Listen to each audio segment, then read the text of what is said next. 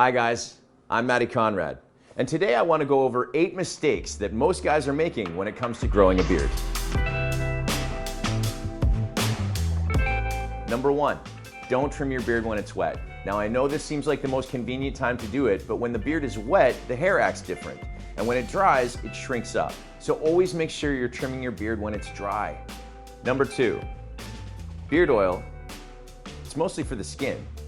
Now I know that doesn't seem to make sense because it's called beard oil, but when you're using a beard oil, it's meant to replace the moisture that's in your skin that gets lost, because as your beard grows, the skin underneath it has a hard time producing enough oil for it to be soft and manageable.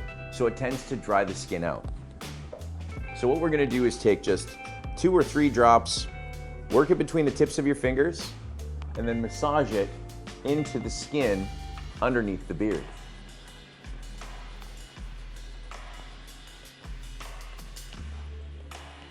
That should take care of the itchy and flakiness, but it's also going to help moisturize and soften your beard hair and leave it smelling fresh.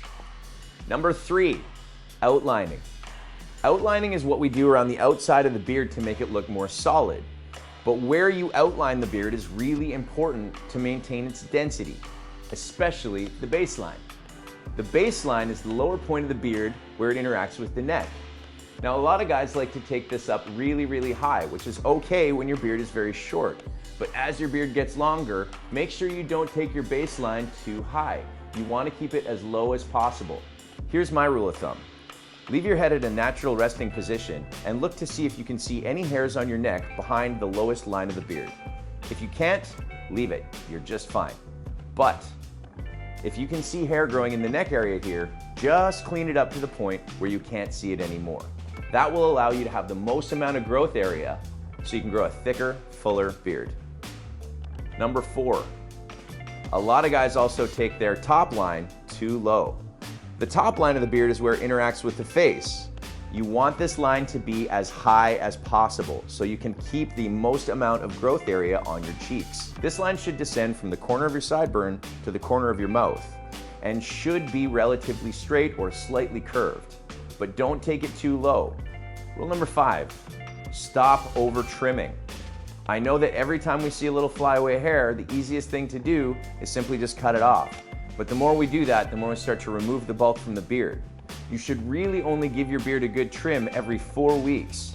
To get those little pesky flyaways to lay down in between trimming, use a blow dryer, a brush, and a balm.